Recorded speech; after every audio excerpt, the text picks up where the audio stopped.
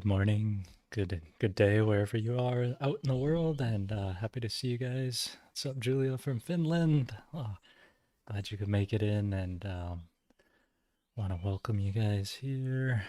It's May 15th, Sunday, and feeling a little bit better than I was last week, so that's good. I think I'll be able to make it the full hour with you guys and answer some questions. Got a few from last week piled up in my email, but I wanted to start with a little bit of some higher guidance from our good book, the I Ching here. And today's hexagram is number 16, which is thunder over earth, and it is enthusiasm. I think I got this one before, but it says proper enthusiasm opens every door. The I Ching teaches us there's two kinds of enthusiasm. One that leads to misfortune and one that leads to success. This hexagram comes as a sign you can proceed with confidence now if your enthusiasm is properly founded. Improper enthusiasm is fueled by desires of the ego.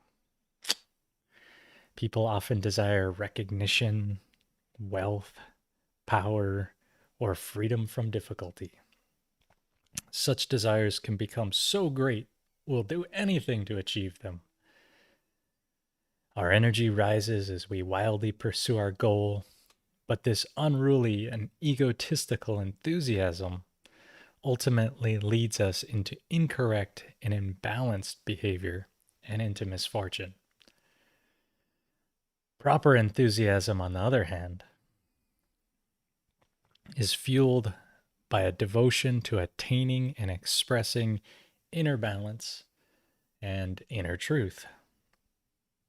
When your aim is not to influence others or to satisfy your ego, but to follow the guidance of the higher power in all you do, you acquire another kind of energy. A balanced and bottomless eagerness for living in step with what is right and good. In this, there's true power and true grace. This hexagram reminds you that striving out of your ego now will only push you further away from your goals.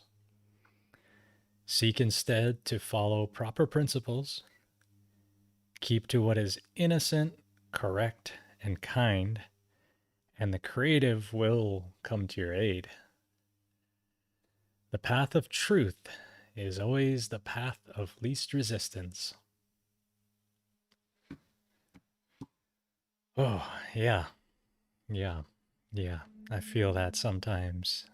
Sometimes some folks want to just help natural farming because they want to be famous or they want to be, the best at this or that and want to flex on certain things. But for me, I've been trying to stay in this humble space, been really trying to come at it from correct and balanced ways. Been just thankful that folks are showing up that I can help and to see your success, that is that. I think that's that right fueled thing with natural farming. I'm not just trying to be here and get rich and do all this. It's there's a lot of different approaches people take to teaching and the reasons they do it, and I've really been trying to stay steady towards, what is my truth? What is my enthusiasm? How can I get in alignment with, what God wants me to do? I'm put on this planet. I learn these things and happen to be at the right place at the right time. I don't know what would have happened had Master Cho come, was here and I didn't learn. I don't know if this would come out to the world and it would be this huge movement. I just got really lucky, and like the Spider-Man says, with great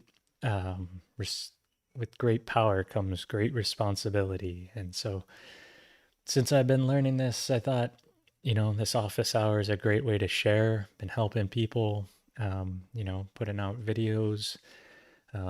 Like 1,000 people checked out the how to do IMO indoors. So in the last week, which was amazing to help 1,000 people through the internet. So hope I come in with the right enthusiasm. Hope you guys are here with the right enthusiasm, to really get in alignment with what does God want us to do for the planet, for the people.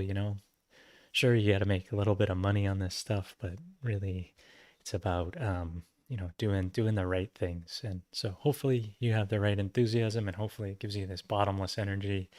And I'm feeling a little better this week. So thanks everyone for your cares and wishes and thoughts, and everything. That a lot of people reached out to me just to say, hey, thinking about you, and I really appreciate that. And everyone who's out there supporting, there's actually a couple of emails I got to get back to of people just sending me really um, nice things, and I just got to get back to that. So anyway, wanna get off the thanking you guys and all that, but I'm appreciative of you being here, and I wanted to jump into um, George's question first here. So I'm gonna get this a little bit queued up here like that, and then transition over. And yeah, so I think it's 10 p.m. for George right now. Yep, in Latvia and Finland. You guys tuning in at night. It's probably a nicer thing. I'm here in Hawaii, and it's just a beautiful day today, and here I am in the office. But I already took care of my cows this morning. Suze and I went up, made sure they had water, moved them into a new paddock. We've been just moving them.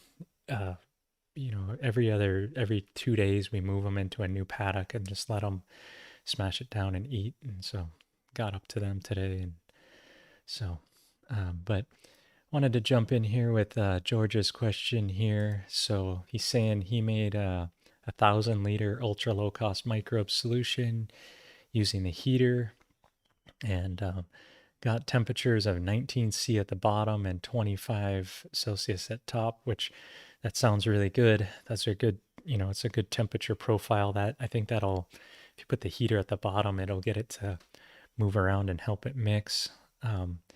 This time he added more potatoes, 8 pounds, and more leaf mold. In addition, before spraying the KNF soil solution, I added the soil formula. So 2 liters of cleanser, 1 liter of structure, 2 liters of food, and the protectors and whatever he had left. And we applied this to the bare soil, 4 hectares, or excuse me, 1.6 hectares, 4 acres. So I think that's about right. Yeah. Yep, that sounds about right. So, so he's saying it's spring and there was no drench effect. That's okay. That's okay that there's no drench effect, because the key is you're getting these microbes into the soil, and just especially on a first drench, the more you can get them into the soil, the more they're going to work down. But if you're getting them on the surface, it's doing well. Would I recommend doing larger batches or spraying a smaller area to notice the effect as we do this solution spray every week? I would say with that, you can, after, like, if I'm looking at this batch here and I see all this bubbles and all these microbes, this looks like it came out a really good batch of JADAM microbe solution here.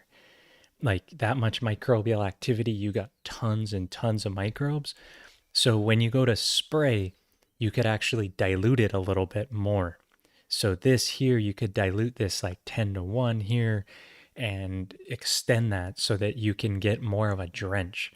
And I know it's more energy and effort to go out and spray more, but you are able, if you are able to get this, you got this many microbes growing, if you add a little bit more water to them, then they will drench in a bit more. So you can take this and dilute this more before you go to spray, and that can get you a little bit more area, and that'll help it to sink in. So if you got water abundantly available and you can dilute this more, I'd recommend that a little bit to just help you get that into the soil there. Okay, and so and then here's a picture of this sprayer. This looks like an awesome setup, man. This is perfect. You missed this out. Driving, that's amazing. I wish I had a boom set up on my tractor like that. Instead, I hand spray with just my hand sprayer, and a boom would be really nice. So that's awesome, and glad. I think it's really going to work out well for you getting these microbes out there. Um, okay, so question number 2. It's day 14 of the first IMO collection with an average temperature of 10 Celsius, 50 Fahrenheit. It's pretty chilly. No white stuff, some black spores, mold, and 2 flies have gotten in. Should I abort this batch? I assume that insects should not get in at all. And I know this question was from last week. Hopefully you watched the how to collect IMOs indoor video, and I think that's the way to do it, man. Go get your leaf mold, that soil, that upper layer where the leaves are breaking down into the soil. That layer, bring a bunch of that into a greenhouse and set that up that way, just following the techniques in that video. And I think you're going to have a lot really good success, because 50 Fahrenheit still outside, that's pretty chilly. And so, you got to bury it at least 20 centimeters under, like it says in the video, and really trying to insulate that there. So hopefully that helps out. And so question number 3, I made maintenance solution without the medicine to add water for the goats. Awesome. I tried it, and it was pretty nice. Yeah, smoky taste from the charred bones, made apple cider vinegar and indigenous fermented early spring leaves that is of garlic origin. Cool. I think that'll help boost the sheep, the goat immune system. And since I wanted to drop coffee too, I was wondering at what dilutions you use and how much would you typically take it. Okay, so that's a separate question there of adding a little bit of maintenance to my drink in the morning. What I do is I take a spoonful of sea salt, put that into my mug, which actually I didn't make it this morning. I because I was up with the cows and doing some other things. I'm just drinking straight up water today. But I've taken in this last week, because I'm trying to restore my kidneys. I took a banaba plant, which is kind of interesting, and cooked that in the water and made like a tea out of banaba. And I've been adding that, and it kind of tastes like green tea, but it doesn't have caffeine and those things. But just a little bit of for the coffee, like my morning drink of like what I want to drink to wake up and feel good, is just taking a little bit of the maintenance and just adding it in to taste, and pretty dilute for me.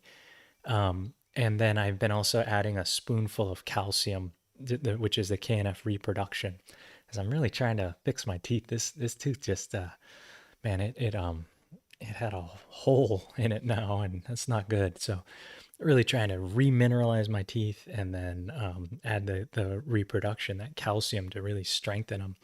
And since I've been doing that, I've been noticing, like, before my teeth used to kind of ache from when I drink coffee and stuff, and now that I don't have that same issue, as long as I get my water pick and shoot out all the stuff that gets stuck in there, I really feel my teeth are strengthening up, which is amazing, because you can't do much without your teeth, and it's kind of gnarly. So okay, so anyway, and I like this on his coffee cup here. This is pretty amazing. He's scratched this out. It's Simply Great Coffee, and he said Simply Great KNF. And I really think that's of all the things we should be drinking in the morning, we drink this stuff. I notice my fingernails get stronger.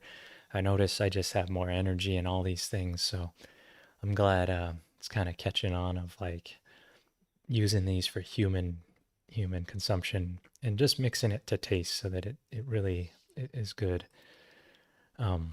So I'm gonna jump back here a little bit into the chat, and I got a few more email questions. So Yeah, I'm glad. Um, oh, cool. Anthony's saying that he made his first IMO too and peach fermented plant juice. Man, that's awesome. Peaches are, that's going to be tasty. You know, speaking of like teeth and stuff, man, but if you drizzle that on some vanilla ice cream, oh, the peach fermented like food, oh, that's going to be just, oh, you're not going to want to use it for your plants. You're going to just eat it all yourself, I swear.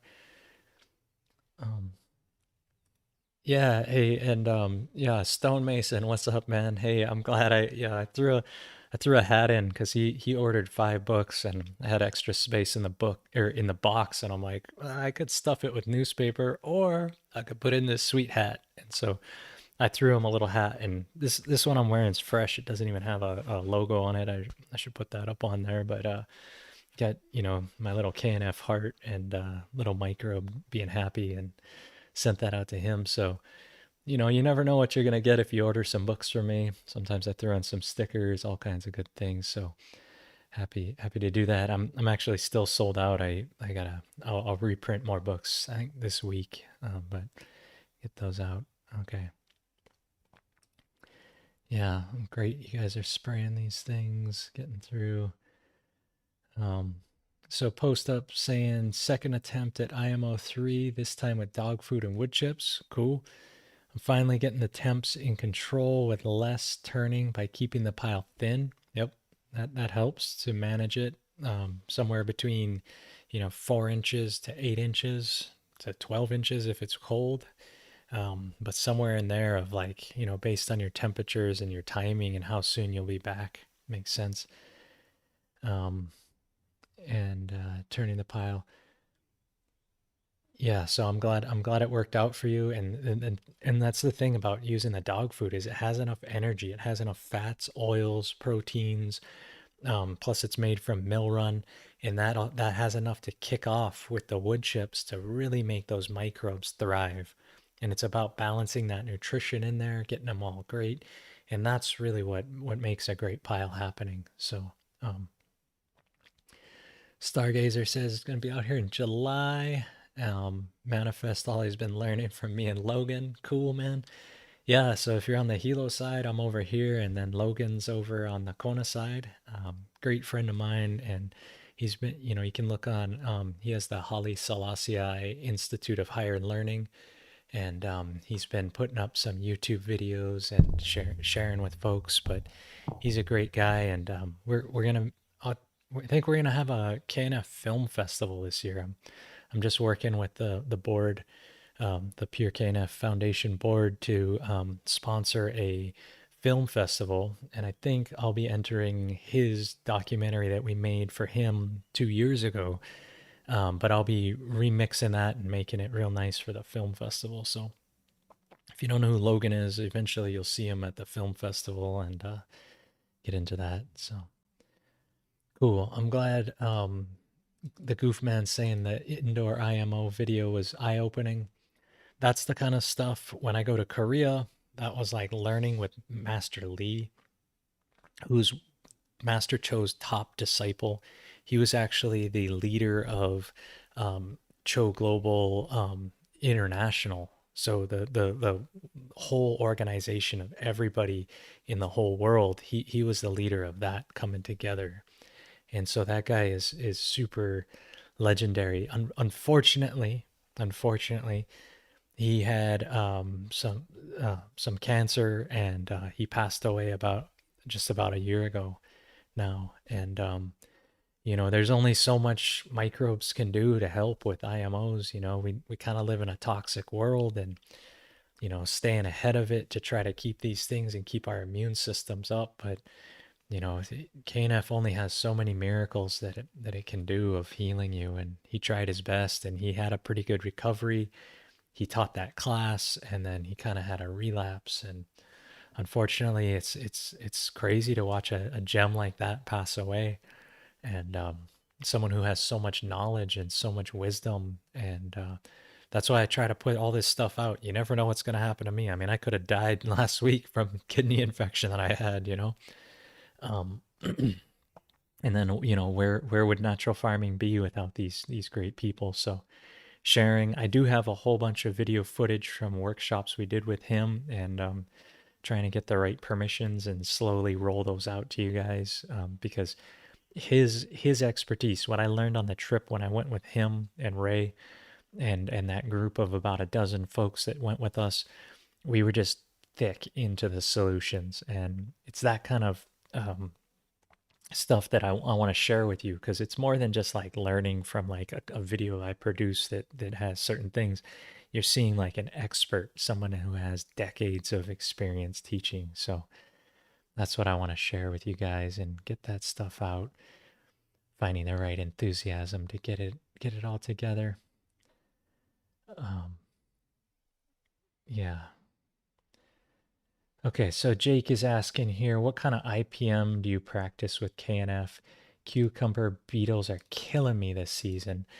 So if you're having a cucumber beetle and it's boring into your cucumber, I'm assuming that's what it is, Jake. Maybe you can clarify here a little bit, but you need to increase your structure and your reproduction. Okay, those two calciums. If you add calcium phosphate, which is structure, and calcium, which is the reproduction from the eggshells, the charred eggshells, those two, what they're going to do is they're going to harden that outside of that cucumber, so that it's just like adding a like armor. And you think of calcium, I always think of it being like chalk, but calcium is actually a metal. It's a alkaline earth metal, and that metal goes in and will make the outside of your cucumber hard enough that the beetle cannot penetrate in. So if you're experiencing issues where you got things boring into your thing and you got cucumber beetles like that, spraying this on the outside, they won't bite through it, and they'll leave, they'll go to something else. And so really, if you ever have problems like that where they're boring in, that's your solution, is the reproduction and the structure. Both of those, if you think of it, you're reproducing a cucumber, the fruit's coming out, spraying that on, you'll get it to go. So um, okay. Okay, so and then sweeter than anything is saying, with an abundance of very healthy, aggressive mint, do you think it would be better to use a mixed KNF food or JHS, OHN, or both? Um, I would turn it into all those things. I would turn it into the fermented, like turn it into a KNF food by fermenting it as a plant juice, for sure. An aggressive mint is going to produce kind of a but when you use it, be careful, because mint is very powerful herb. Um, but using it that way and then boiling it down as a JHS is good too. I wouldn't put it into the OHN. The mint is not. It's probably not the best for that one. So, um, so anyway, yeah. I'm glad you guys are chatting here. It's great. It's great to read and see the community develop of people in near regions. I mean, you guys are near each other, like Finland, Latvia.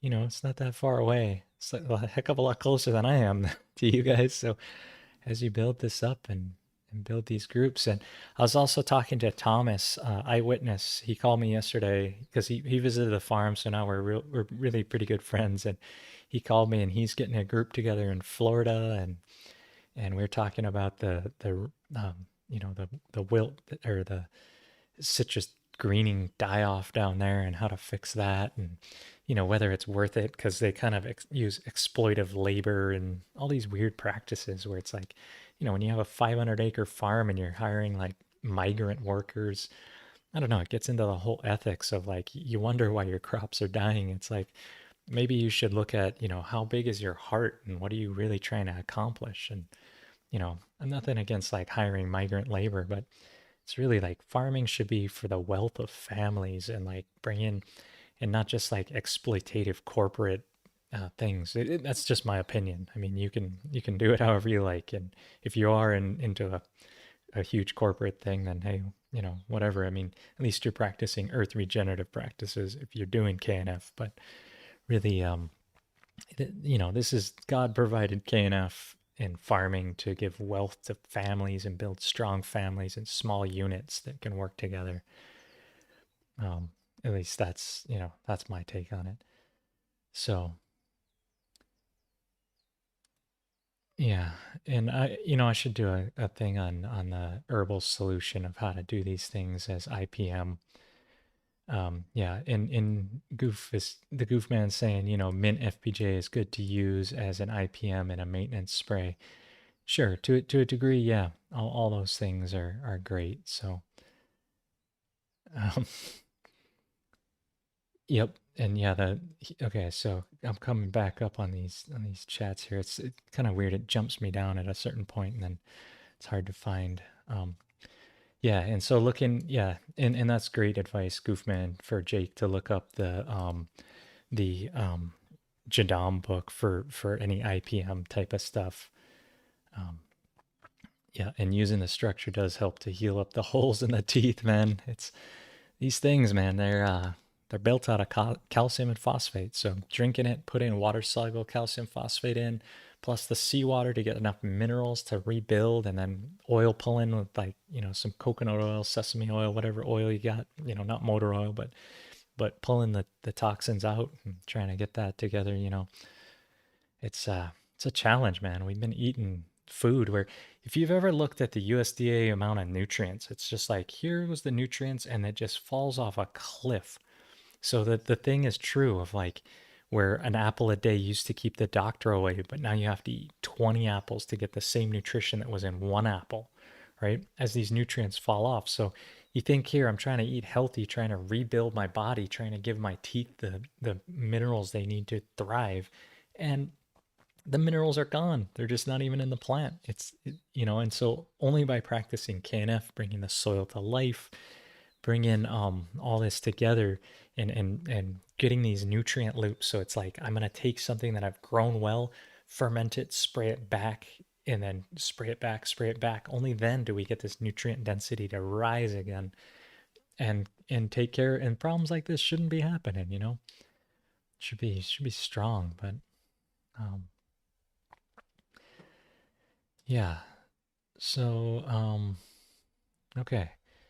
So we've been adding adding a bokashi to our yogurt, to ice cream, to salads. It just crumbles so well in all sorts. Yeah, so maybe you're talking about the cheese that comes off it, or I don't know, but eating bokashi, all that, I think is, if as long as it's human grade, and it should be good, getting us all up. And Julie, if you want books, I can probably send you a box with a whole bunch in there and help you get them out. And yeah, and Juris or George is helping to translate the book into Latvian, and and also Mao is helping to translate it into Spanish. And so as I get these books and we translate them into these other languages, by and by, as it happens, on your own, time, as we do that, then getting these books out and getting them to the people that need it in these different languages, it's like that's what's going to make the difference for the thing. Um, okay. Yeah, so there's some good questions in here. I'm trying to get back to the thing here. Someone was asking what kind of dog food, and it's just it's I just use pedigree. Um, Yep, and mixing the post-ups, right? Mixing the final batches of the plant juices after you've made them individually. Then when you go to use it, combine them. You can mix up to 3 in there, still at the 1 to 500 for each of them. If you can add more than 3, make the dilution more. So like 1 to 1,000. If you're gonna add, oh, I think there's an earthquake just now. Either that or it's someone outside. I don't know. Okay. Um, so coming down. Yep. Looking at these. Okay. Answering these questions, I have standard OHN. Okay, so sweeter than anything saying I have a standard OHN and I'm going to be trying mint and super hot chili for added milder JHS before any of the more hardcore like bracken. Good idea. Start simple and test a few plants to make sure you don't burn. And there's a whole exact way to do it in the JADAM book. So if you don't have that book, check it out. It's on Amazon. It's in a bunch of different languages, easy to get. I have like 4 copies of different languages right on that bookshelf behind me. Really good book. Um, so Partita is saying maybe it's more about epigenetics and the history of those before him. The proponents of a theory suggest the grandparents' exposure to risk is baked into our DNA. Totally, totally. The epigenetics, if you're not familiar with that, look up Dr. Bruce Lipton and the epigenetics of like how our actual like uh, everything is stored in our DNA and then expressed out to each other and making these things happen. And so what I do is going to affect my grandchildren based on my DNA and how these things happen. And it's wild because forever they told us DNA is like read only. It reads and you can't write to it, but absolutely not true. These things slide over and make different parts of DNA available. And then, like reverse transcriptase, this juice stuff they gave us actually goes and writes back to your DNA. So be very careful on taking any experimental emergency approved thing because it's never been tested fully. So just throwing that in there too. Okay. So JC is saying, hi Drake, what is considered a carbohydrate for IMO3? I see people mentioning higher proteins and fats. Um, it's actually like a balance. Like the ideal thing that they were using in Korea is the wheat bran. When they go from brown rice to white rice, the hulls and the bran that comes off is called milrun. It's everything that comes off besides just the white rice that you eat. It's that, and that has like a perfect balance of fats, oils, and carbohydrates in there. And so when you're even using dog food, there's carbohydrates as a base. It's the base is milrun plus then it's amended with these other things. Um, so it's just about getting a balanced food. Okay. Oh, cool. And Stonemason saying he gave one of the books to an Amish herbalist and reflux. I'm not sure what that word is. He is kind of a medicine man in the community and hope it spreads like a wildfire. Might need more books. That's amazing. Yeah, because I think, the idea of introducing this fermentation to folks that are medicine people, they really they knowing this information and getting it, and if they're open to it, it's like this is God's information. Like he gave this through Master Cho through his dreams to us through this synthesis and getting it to the right people so they can figure out how to do these things. Um, and so so Julia's asking, do you folks char eggshells for the reproduction indoors? It's been a really windy spring. I wouldn't do it indoors. If you are gonna do it indoors, take all the eggshells, put them on a pan, and put it into your oven and bake it in the oven at like whenever you're baking other things. Just set it at 350 whenever you're baking whatever else, and do it. If you're gonna do it indoors, I'd do it that way to bake out because you're trying to remove the moisture and any existing organic material. So but that's the way I'd do it if I was gonna do it indoors, is do it in the oven.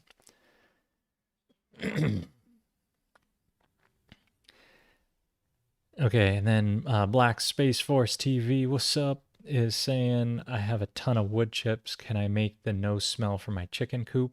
Absolutely. Put the wood chips down about 3-4 inches, about that much there, and then inoculate it with IMO 3 if you got it, 4 if you got it, and then spray lactobacillus plus the maintenance on top of there, and that will activate that whole system to start working. And wood chips work really good with chickens. When I used to do meat birds, my dad and I, we raised those Frankenstein Cornish cross mutant birds, and we just put a bunch of wood chips in a greenhouse, inoculated it, and put those chickens in there. They would go nuts, do everything, and then once we pull the chickens out to harvest, just plant tomatoes in there, and they do great. And so it's amazing. Yeah, anyone in Fresno? I don't know. That's where my dad's from. Grew up in, and I was out in Fresno not too long ago. Went out to Big Sur, drove through there. That place. Talk about needing some IMOs and some stuff, man. It's just drying out. Such good agriculture there, but the way they're dealing with the fields, man, getting these microbes into the soil. Um, there is my friend Brown Sugar Farms, and he's in what's the capital? It's right near there. Um, I don't know. Anyway, you can look him up on Instagram, Brown Sugar Farms, and he's nearby. Um, okay, so can the ultra low cost microbes eat up unwanted weeds, dumping enough of it where the weeds are? The idea being the microbes are so many they eat up the roots. Is it possible, sensible? Not quite. So one thing I do notice is when I use microbes, then if I go to weed the garden, the weeds come out easier because the soil is so loose and I can just pull them out. Otherwise, they're like stuck in there hard. But it's not going to kill weeds. What it does, however, is does biological succession. And I believe that is in the book here. So let me pull that up real quick here and get to that.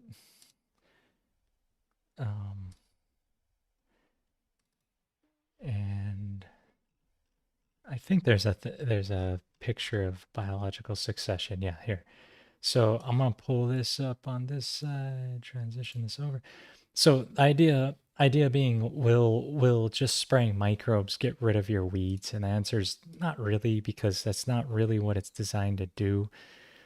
However, what I do want to show you here is this graph. This is in the book that you can get at KNF Support. And it's an ebook. Also, sometimes I have hard copies available, which I will shortly here. But is this graph right here, okay? And so to explain this a little bit to you, is this top row here where it's here. Let me zoom in a little bit more for you guys, because I really just want to focus on this. Let's see here. Okay, so I'm going to zoom in. So if you see this top row is bacteria going across here. So the bacteria is 10, 100, 500, 600, 500. And the bottom row here is fungus, 0, 10, 250, 600, 800. And so what, I'll zoom out just slightly here. And what I want to show you is that basically, if you disturb the soil and you till it up, you're going to kill almost all the bacteria and all the fungus. You're going to kill it. And what's going to want to sprout here is going to be weeds. Then, as the land starts to recover and as soil starts to develop and as this humus layer starts to develop, and you start to get away from just destroyed land, what happens is your bacteria and fungus start to increase, right? And so if I go over here to the right and I go into this forest, I'm going to find that there's 700 bacteria and 7,000 fungus. And what those numbers are like per gram. It's like if I took one drop of the soil and I stir it up and I drop it on the thing, I'm going to see much more fungus and bacteria in a forest than I am in where weeds and those things are growing. And so how this chart works is to say, like, the more, like, in a natural system, if I go into the forest, I'm going to find much more of this biology. And if I go where trees are growing, I'm going to find this ratio of biology. And if I'm where perennials are being cultured and doing well and they want to grow naturally, I'm going to find this much bacteria to fungus. And if I go in a really poor zone, I'm going to find next to no fungus in really disturbed land. And so the whole idea with natural farming is that you could wait for this to happen, and it'll naturally happen. Like, it'll go from, weeds to disturbed, and then weeds grow, and then bigger plants start to grow, and then pretty soon trees start to sprout up in grasslands, and then eventually it turns into a forest. And that's the way nature wants to go, is it wants to go through this progression. But as a natural farmer, you can come into an area that is disturbed like this, where, say, you just tilled it and it's disturbed and it's really poor soil, and you can actually inoculate this kind of fungus, this kind of bacteria, by putting down the IMOs. putting that fungus into that zone, feeding it, that fungus establishes, and then your land doesn't know that it should grow just weeds. It thinks, oh, hey, I should grow trees. And so you're able to skew where you are on this by saying, okay, well, if I know I want trees and but I have poor soil and I'm like over here where, it's just supporting annuals and no trees are growing, well, then I'll just take the biology, put it on the surface, start to feed it. It'll start to penetrate. All of a sudden, that top inch, 2 inches of soil will have this type of biology. And then all of a sudden, your tree will want to grow and your weeds won't, because weeds want to grow where there's no fungus. And the way it works is not just magic. The fungus actually slows down the nitrogen cycle. So if you notice, when you have disturbed land and you have these weeds, they'll sprout up real fast, flower and die. Sprout, flower, die. Sprout, flower, die, real quick. But if you notice, a tree will only go through like one season. Like it'll flower, it'll put out like apples, for instance, and then it'll be done for that season. It'll drop those apples. And so what's happened is their nitrogen cycle has slowed way down. It's not cycling as fast to make like something come up, flower, and die. It's slowing it down. And so the fungus really manages your nitrogen cycle. And if you can slow down the natural nitrogen cycling in the soil, then you'll start to, other plants will favor that area. And that's why I say, like, if you get a bunch of fungus, then trees will want to sprout. It's because you've slowed down that nitrogen cycle, and things that are annuals or perennials or things that you really wanted to get to happen faster will have a harder time the more fungus you get. So this is the way you can use Korean natural farming, by taking these IMOs, putting them in the right areas, and it changes how your nutrients are cycling in your soil. And then that then dictates what plants are going to naturally want to thrive there. So if weeds aren't having that fast cycling nutrient cycle and getting the nitrogen so fast, then they can't grow there. And instead, perennials or trees start to grow there. So I hope that kind of explains this graph here in the book, and it's under the soil foundation, like how to build soil foundation.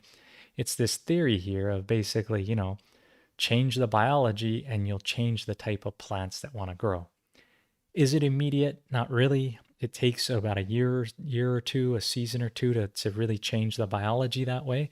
But by putting microbes out there immediately, you will start to affect how your nutrients are cycling in your soil, how they're operating, and what naturally wants to grow. So if you can get in symbiosis with the microbes, with the plants, that's how you get rid of the weeds.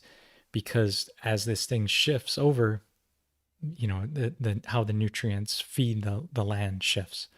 Hey, thanks for the super chat. Mahalo. Thank you, Jennifer. Appreciate it. It's nice. Thanks for being me. Yep. So appreciate you throwing that down and helping the show exist financially, the enthusiasm. It's a good thing. So okay. So microbial theory there, getting that out to you guys, helping you guys understand a bit about why that's there.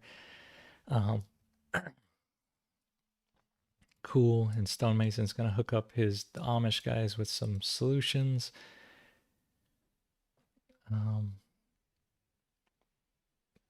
Okay. Yep. You guys talking a little bit about the reproduction here. Okay. And so Partita is saying that manganese is definitely causing citrus greening. But it's also, in addition to like lacking manganese, it's also that the microbes aren't in the soil to help. Like if you sterilize the soil and you've been using chemical fertilizer, the roots, especially if you use nitrogen fertilizer, the roots stop having symbiotic relationships with your microorganisms. And so it's real expensive for a root to grow out into the soil and to find things.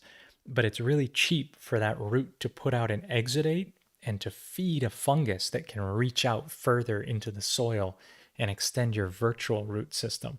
So it may be a manganese deficiency for sure, but throwing more manganese may or may not help.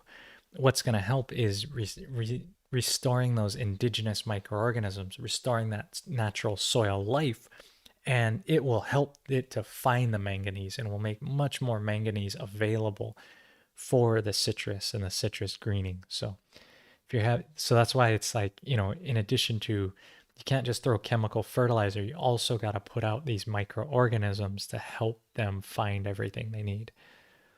So so it's a complex problem that they've run into in Florida by just not really understanding soil. And the article I read was talking about the solution was to genetically engineer the crops. And I was like, no, just put microbes out there and restore your soil and bring it to life. And you don't need to genetically engineer anything. Because that's a long route. It's a lot, a mature orange tree is going to produce a whole bunch. And if it's dying, just put some IMOs out there, let it find what it needs in the soil. It'll come back to life. It'll regreen. It'll refoliate. It'll come back. Um, so, and HJS Divine Hands is asking how long does a can of food, or also called a fermented plant juice, last? And they last about a year if you've made it from growth tips, and then they'll last up to about 3 years if you've made it from fruits.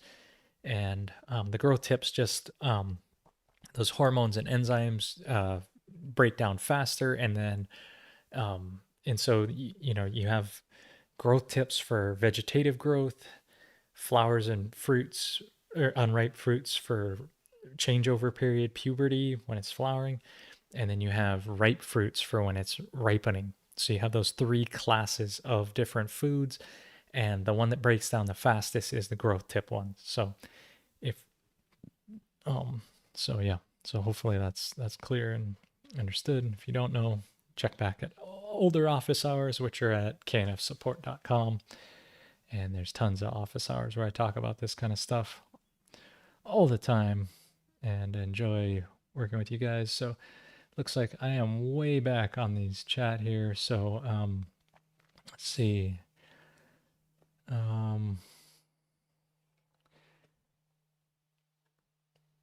Okay, so Heather, yeah, and so the easiest way to balance things, if you think of the Earth as a chemistry set, you're gonna run into problems after problem after problem. And the guy who invented soil chemistry's name was Liebig, so he's it's a big lie. It's really about biology. And not to say that mineral deficiencies don't exist, but that's why there's KNF minerals, which is just diluted seawater to bring any mineral deficiency in. And then you let the biology fix it for you. Because if you chase chemistry in your soil, you'll always chase your tail. And that's the way the chemical companies have got us to buy so much stuff, because you're always going to be deficient in this or that or these things, and then you're going to have to throw tons of this, and then it's going to be tied up by that. And it's all that theory that you can get into, which, not to say it's false, it's not. It's just it's an indirect way of going about it. If you're always chasing nutrient or chemistry, you're much better off to focus on biology, get your biology really good, and then if you need more minerals, to dilute seawater and put it out there, and that will bring in the rest of your biology. And then, of course, using these ferments, you're taking the exact nutrient profile a plant needs, fermenting it, spraying it back into that plant, and you're going to get. So chasing chemistry to me is a way of, like, you want to spend a lot of money, chase chemistry, chase pH, chase those things. You want to cheaply solve your problem, focus on biology and get your biology just perfect and set, where you got the right fungus to bacteria ratios. You got good organic matter in your soil, which it happens when you get good biology, and you're gonna shortcut all this. So the chemistry way of thinking of things is a way to sell products and get you to chase your tail. You'll always be chasing that. So so Heather has a question over nitrogen, but I have worms on it instantly. I know calcium is there, but what is the mineral or additional thing to balance?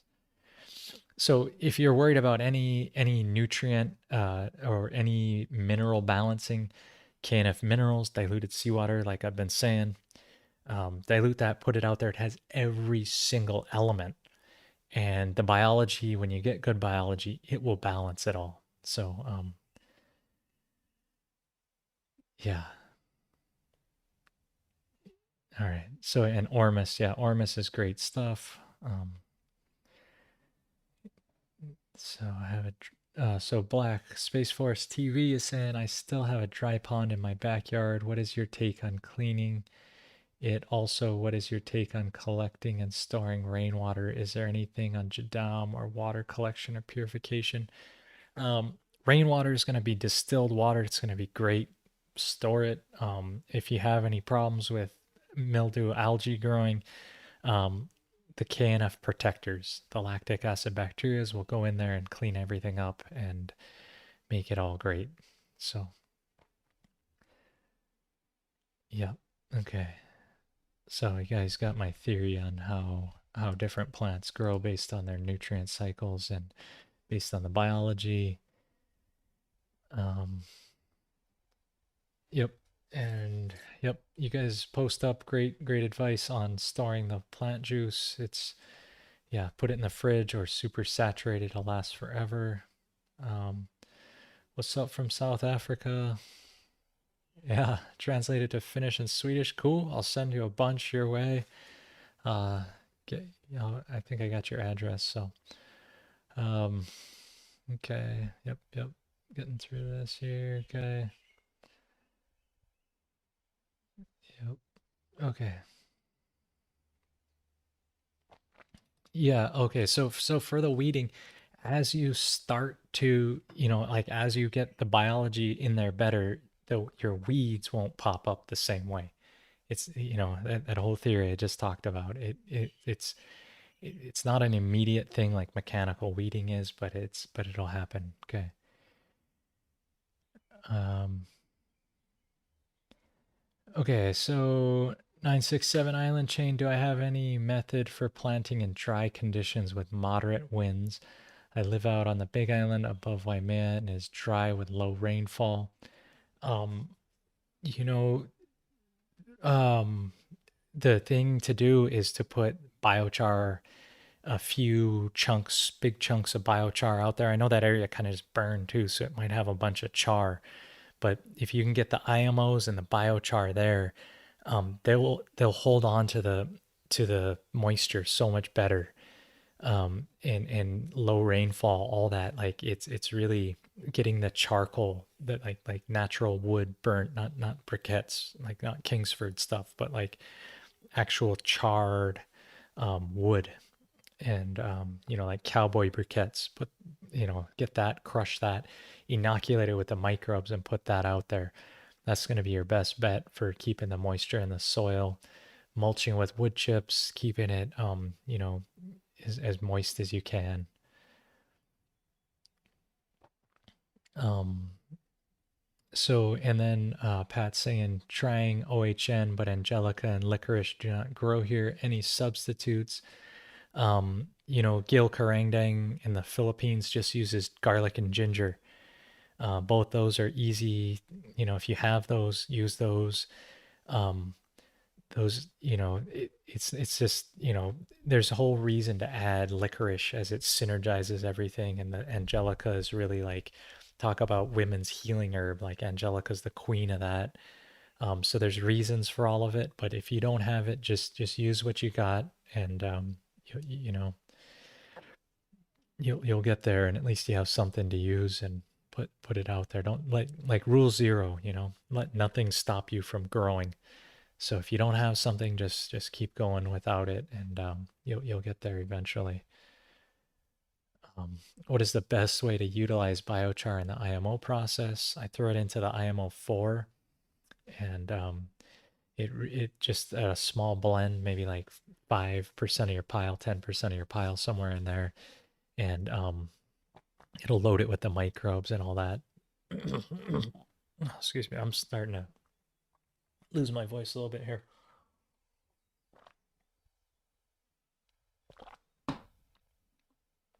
Okay, so Yeah, Salinas, California. All right, you guys. Yeah. Yeah, if you guys get the IMOs going out there, the Salinas area, Fresno, that whole valley, I think Imperial Valley, I'm not sure what they call it, something like that. That whole area, man, it really needs it. And you get this stuff out there, you'll use less water and you'll have higher yields and all these things. So, um,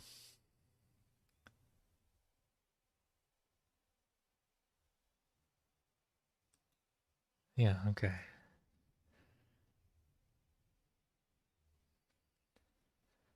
Yeah, so can culantro be a good ground cover? Yeah, culantro is a little spiky. Watch out, I try to pick things that aren't prickly, but I like culantro.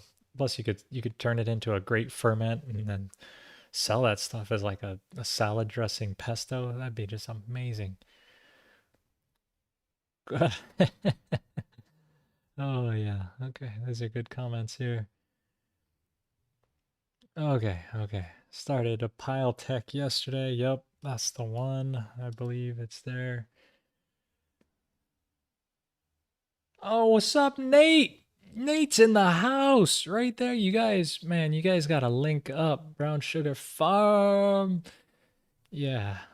Oh, sweet, man. I'm glad you're around, man. I just found the podcast interview, the video interview we did the other day. Man, I was just like, dang, this is quality. So if you me and Brown Sugar Farms, Nate, let's see here. We did an episode of the Microbial Secret Society. Hey, thanks, Jake. Thank you. Oh, you guys are great. I really appreciate it. It's episode 35 here. Let me transition this over. Yeah, and so I used to do a podcast. I still may throw up some episodes on this. I've been a little bit lazy on this of doing it, but Nate and I got together and we did a podcast interview here, um, and talked all about this and the work he's doing with some youth and just like how he's spreading this stuff around. So yeah, and he's up in Sacramento. That's the town. I couldn't think of it. It's the capital up there, California.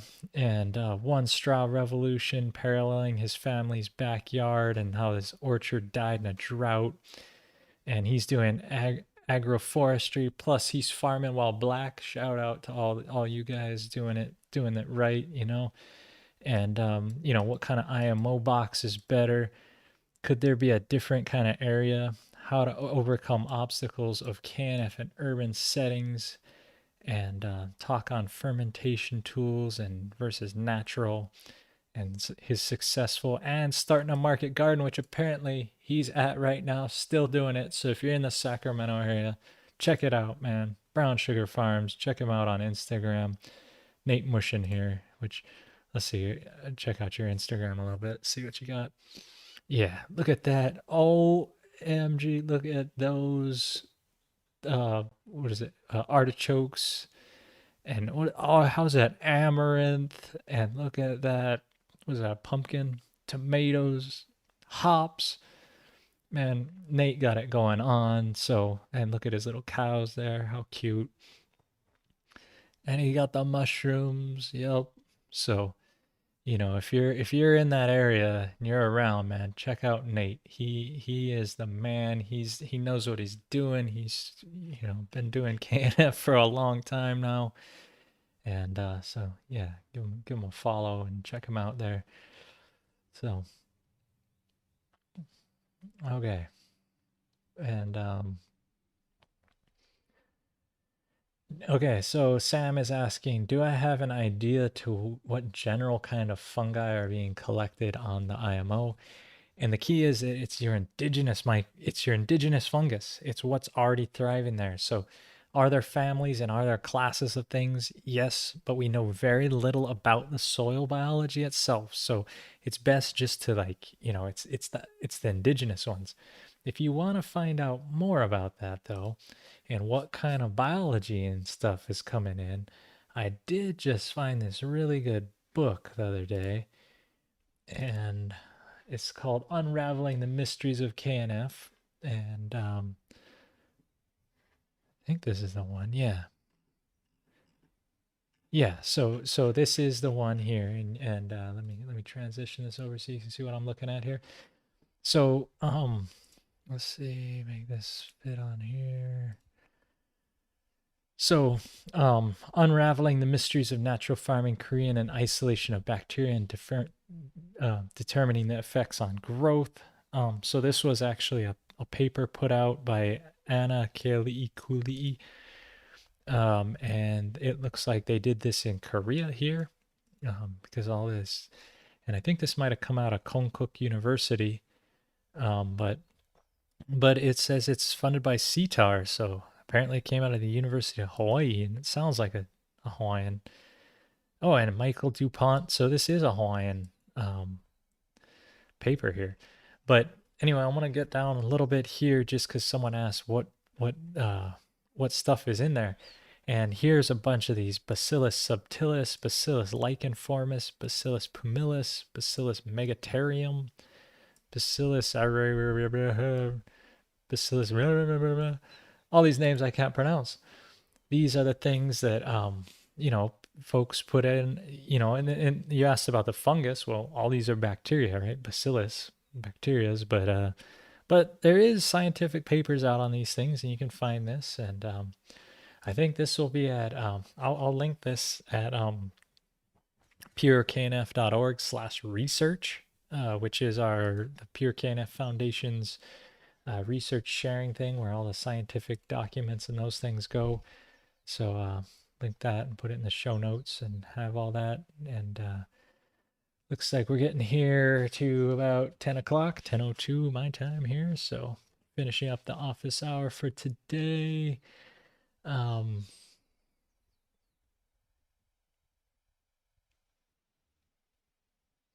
Okay, yeah, checking in with you guys. And yeah, okay. So I'll get out the higher the next edition to you guys. Sorry about that. I've been dragging my feet. It's a lot to manage and keeping all this together, but I appreciate it, and get out the new copy to you guys. Um, let's see. Yeah. Oh, that's great. I'm glad people find KNF in the weirdest ways, but it's good. Yeah, the biological succession is in the KNF recipes book, and I'm gonna get out the latest edition, you guys. I think I'll do that today. And yeah, the Microbial Secret Society is epic. And if you join, I really, since I've been doing this office hour, it's hard to manage multiple things, but I really want to put that in there, so, and get interview good people and get that show rolling again, because that was a lot of fun. And I just one point got overwhelmed of putting it out every week. It's a lot of effort to show up and to do this. And even this year, it helps that I'm sponsored by the Pure KNF Foundation. They make it worth my time here. Plus, you guys, the super chats, seeing your success, the enthusiasm that we're gaining together. And Shaman King, do not feed JMS to pigs. Do not feed it to the pigs. They will not be. That's a bad idea because you have no idea what's in there. If you want to feed anything, take their pig food and put the KNF protectors in there. I also put IMO 4 into my pig food and ferment it first. Although my brand new pig doesn't even like it, but my older pigs, man, they love it. So I got a conditioned short ribs, my new little piggy, to understand how to eat the fermented food. But she's been eating it off the floor, the regular food, without being fermented, and she's been getting inoculated that way. I keep putting this $100 bill on the screen, but it won't go through. Sorry, bro, I'm trying, but I guess it will just have to hold it. And if you want to make a donation to the without having YouTube grab their cut, you can, however, donate directly to me. It's just naturalfarminghawaii.net/donate, and that'll take you directly to a donation page that, unfortunately, it won't take $100 bill either, but it will take credit cards through the Stripe processing there. So, but anyway, guys, I just want to thank you for tuning in. Yeah, and all these things that you guys have, these comments, it sounds like you guys are getting it, kind of spreading. What could be better than sharing this with the world, sharing it with the people that need it, helping all of us do what we need to do. And thank you for your enthusiasm. I hope it can bless you up, give you good energy, that bottomless energy that comes from being in alignment with nature, with God, with spirit, with each other, building community. And thank you for tuning in. Again, you can catch this episode and all episodes at knfsupport.com. I can also get the book there. And want to wish you a happy and wealthy and prosperous bit of time. I'm just going to check the calendar here because I'm pretty sure yeah, no, I'll be back. I'll be back next week. It's the 22nd. I got one more episode before I take off to go to my trip to America and getting married to the beautiful Suze and making a forever commitment to her and all that. So, so appreciate you guys. I'll be back next week, the 22nd, and see you guys and have a great week. Love you. Peace, blessings, and all the great things that we know we can do. Aloha.